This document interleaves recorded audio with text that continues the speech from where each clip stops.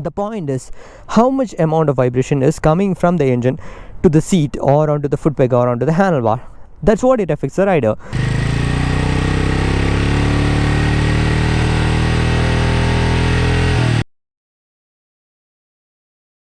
What's up YouTube? Welcome back to the review of the Royal Enfield Meteor 350. So a couple of 100 kilometers on the motorcycle, and today I am with this review, and this time I know that I'm a bit early. Generally I do the reviews after a month or two, then only I get the registered bike. This time I got the bike upfront and did quite a lot of kilometers on this, on highway as well as city. And today, yes, I have 2 more days to go, but today I just thought that I'll take the bike out and talk about this. Yes, so the Royal Enfield Meteor 350, the brand new motorcycle from Royal Enfield. It's new in every angle, okay, but I know that most of you might be thinking that from a distance it almost looks like some modified Thunderbird. There is a huge resemblance to the Thunderbird. I really know that because 4 days back I was taking this motorcycle to my home, and my wife was watching me from the balcony, and after I went home she was like, you took the Thunderbird again? And I told her no, it's not a Thunderbird, it's a new bike from Royal Enfield and it's called Meteor. And she was asking me what is the name Meteor, and also I told that it's an older motorcycle in their lineup. And the next question was, so they're going back? I answered it rightly, saying that yes, they went back and fixed all the things the haters were telling on this motorcycle. So definitely they worked on everything. Probably I'll say that they took the word Meteor from the lineup. Apart from that, they have worked on the motorcycle a lot. I can see that. So without much blah blah, let's get into the motorcycle thing. So the first thing to note in this motorcycle is the engine. The 350cc engine is all new. From the look itself, you can see that it is not that big chunky shiny 350cc that you used to see in the Classic and the Thunderbird. This one has changed a bit, in the character itself. So it is much refined. When I say refined, it is way refined from the Thunderbird. Fortunately, I have a Thunderbird at my home now. So one of my friend who went to his hometown has given me his Thunderbird for keeping it with me. So I really got a chance to ride this as well as Thunderbird back to back, and got to know that there is a huge difference in the engine itself from the start. So that's what I told. The engine refinement has gone way beyond. If you have seen my Classic 350 video, the BS6 Classic 350, I was telling that that motorcycle, that particular 350cc engine is good from 60 to 80 km per hour to do a wonderful cruising on a highway.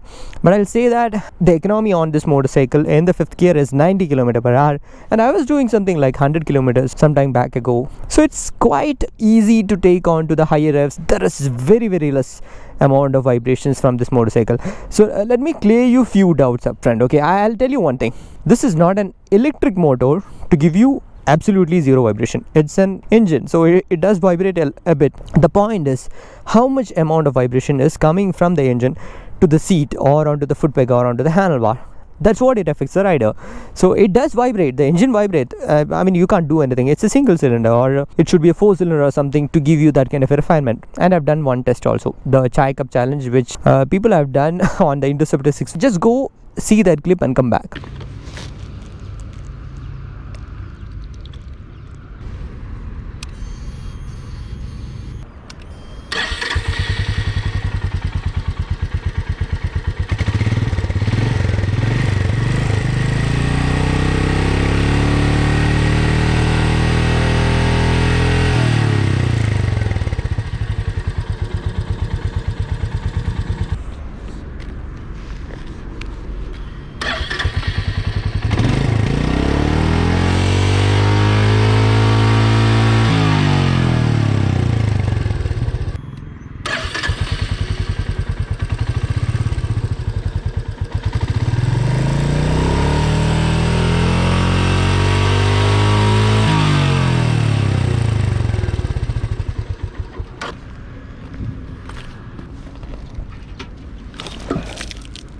So you might have already seen the low and the mid RPM didn't move that cup much. When I was taking it to the higher revs, then only that a little bit of buzz coming onto the tank, okay? So that's what I told.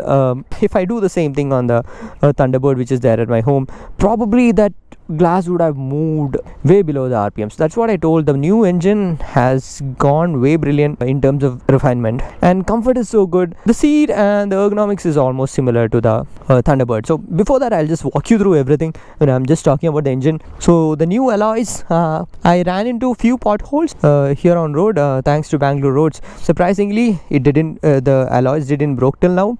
Good thing. And the suspension also didn't bottom out. That's also a good thing. So what I liked about this one is the stock wind visor. So getting something like that up front is like a blessing, because we have to put a lot of energy to make something if you have to go for aftermarket. So that's a really nice thing. So but basically this comes with Supernova only. So there are 3 models, you might be knowing it by now, 3 variants. So this is the top end variant, the Supernova. So this one get the backrest as well as the wind visor. There are a lot of metallic parts, still you can see that, but the weight has gone little down.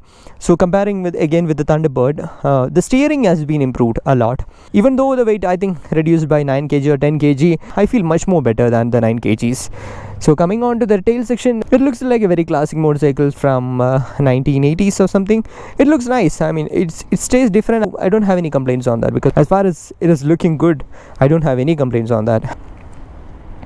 And the illumination of the headlight is really good. Almost did 50 kilometers in pitch dark, couple of days back, and the illumination is very good. I'll tell you something, don't really carry away with that LED thing in your head, okay? I am someone who has used LED as well as halogen on the same motorcycle. On the CBS 250R, I've used the LED as well as the halogens. So in my opinion, halogens, that yellow light, give more visibility. White light is good. White light is good when it is more powerful. Otherwise, it's shit. I have to say that. if the intensity is less, there is no point in using white light. It's doing its job very nice. So I really love the throw of the headlight. So you can see that here, the classic Thunderbird seat over here, and the pillion seat is a bit improved.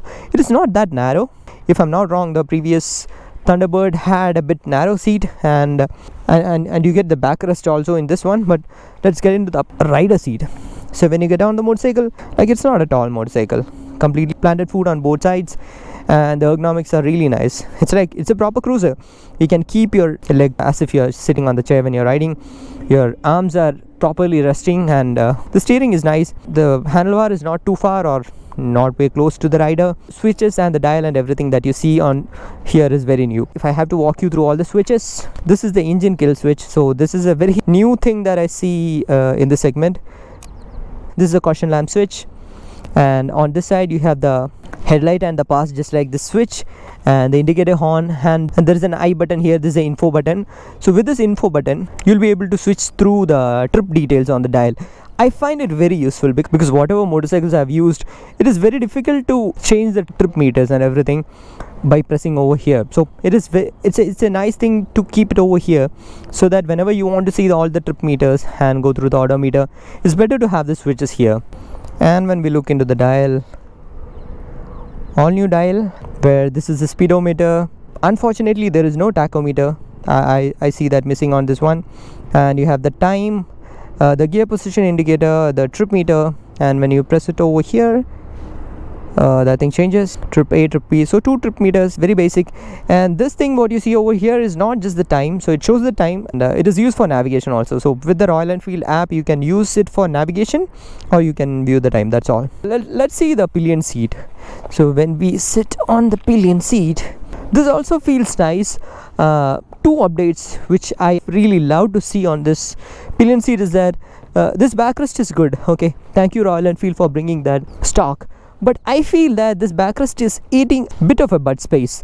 If Royal Enfield could have placed this backrest a little more backwards, that would have been really nice. And the second thing is, like, the pillion foot peg is a bit reset.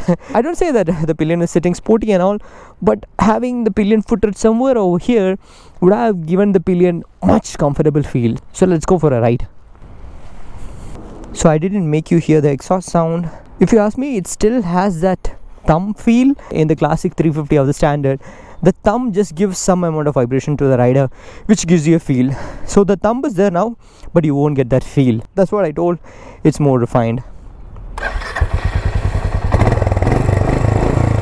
And from Royal Enfield itself, I got to know that there are a lot of custom exhaust coming in, so you don't have to worry about the MVD scenes. because everything is road legal. You can fit it from the Royal Enfield showroom itself, and not just the exhaust, you have different seats, you have a different visor. So altogether I'll say that Royal Enfield has taken up the game to the next level. That's what I told. They went back and fixed many things. Alright, before you ask me one thing, let me clear a few myths. Yes, Royal Enfield has improved the motorcycle in terms of reliability as well as power, but don't think that this is a race motorcycle. This is still a cruiser. Okay, I can show that to you.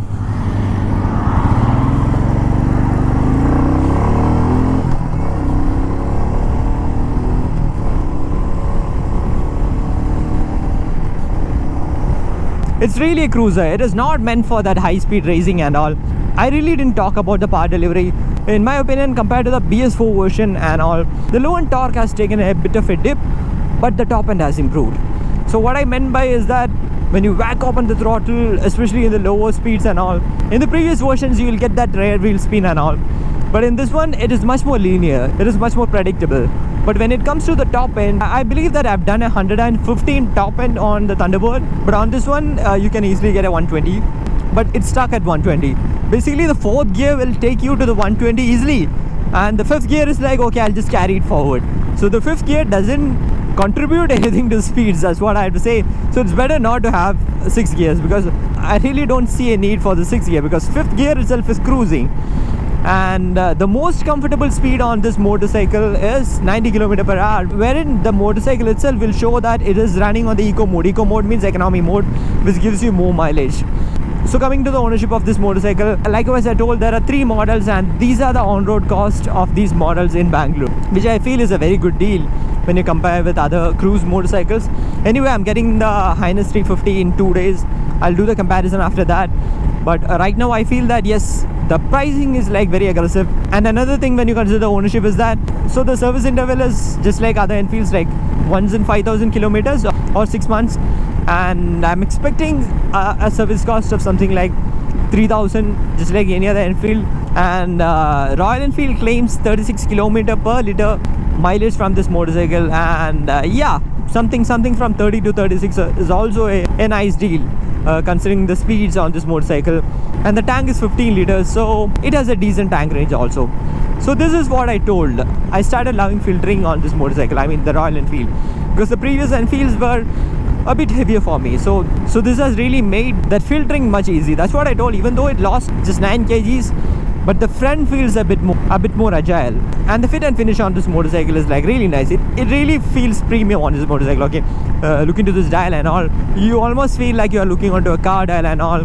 And yes, of course this is a new dial, so I tried washing the motorcycle twice. Until now no problem. I was putting the soap water and trying to pressure wash it with my normal hose only, but still yeah, I tried to do a pressure wash and all. No water went inside, even on the headlights also no problem. So the fit and finish feels good, and it feels a bit of a premium than compared to the previous versions. I don't know whether it's because of the gloss color, but yes, I do have that kind of a feeling. And when it comes to the suspension, the front suspension is kind of an average, that's my personal feel, but the rear suspension is really good. Like I told, 2 days ago I ran into a big pothole, and the front suspension was as expected. It soaked up, it didn't do anything extraordinary, but the rear suspension did an amazing job. In that way, I like the rear suspension a lot, because that's giving a lot of comfort and lot of butt room. You see that lot of butt room. I really love the seat. The seating posture is good, and when it comes to the brake, the rear brake size is too big, man, compared to the other motorcycle standards. Rear disc size is pretty big. The braking is good. I don't say that it has very sharp brakes. Even I don't expect sharp brakes from this motorcycle. Don't think that I'm telling this because this motorcycle is with me now and Royal Enfield gave this to me. In my opinion, if I'm having a heavy motorcycle, I really don't want a very sharp brake. That will put me onto a lot of trouble. So you might be thinking that, okay, what about big bikes? What about super bikes, which is very heavy? So that has sharp brakes. But I'll tell you something, this is kind of an entry level cruiser now. So a lot of guys who just learn riding will be looking onto this motorcycle. So they might not be that accurate with the braking and all. So the braking is good. It has a progressive feel and it stops also, but it doesn't give you that bite where an advanced rider need from this kind of a motorcycle. Riding in the city, not at all a big deal. It has become much easy now, but don't think that you can ride it as easy as a 150cc because of riding posture, and it's still a bit heavy. And coming on to the gearbox and the clutch, the gearbox does feels like the previous versions of Enfield. Until now, no false neutrals, no complaints with it. But when it comes to the clutch is a bit harder. But the positive side about the clutch lever is that it's more broader. If you see that, the lever is a bit more broad. So that's much easy to pull in. Even when you're riding in city, you get a good grip over the clutch. So in a way, I have a neutral feel on that. And I really didn't got a chance to really try this in dead traffic so that I could test the heating. So unfortunately, no update from my side on the heating. But if at all I come to know anything about this after, going back and all, it will be there in the description. So let's see who can look onto this motorcycle. So let me clear one myth now. Don't think that this is a race motorcycle. Yes, Royal Enfield has improved many things on this, but it's still a cruiser. You should understand that. You should keep that expectation in your mind, that it's a cruiser. Compared to the previous versions, this cruiser has taken up the cruising speed to a different level, the braking confidence to a next level, the stability, the control and everything to the next level. So if you are someone who want to comfortably sit and ride a motorcycle inside city, yes, this is a very good choice for you, because right amount of torque, decent power, and what else you want for the city use. And when it comes to the highway also, this is a very good tourer. I'll surely upload a different touring review on this motorcycle. You can watch that. And when it comes to the off-roads, then also if you are already someone who can take an Enfield to off-road, then no problem. But you cannot expect something way positive like an adventure motorcycle, because it's a cruiser. If you can adjust with it, there is torque in this. You can utilize it in the right way and you can take it for off-roads. So that's my opinion about this Meteor 350. So this is my observation after using it for a few days and a couple of 100 kilometers. Probably I'm closing to 300 kilometers by now. So I hope this video is helpful for you. If it has, show some love in the form of likes and comments. See you in the next video. Until then, bye bye.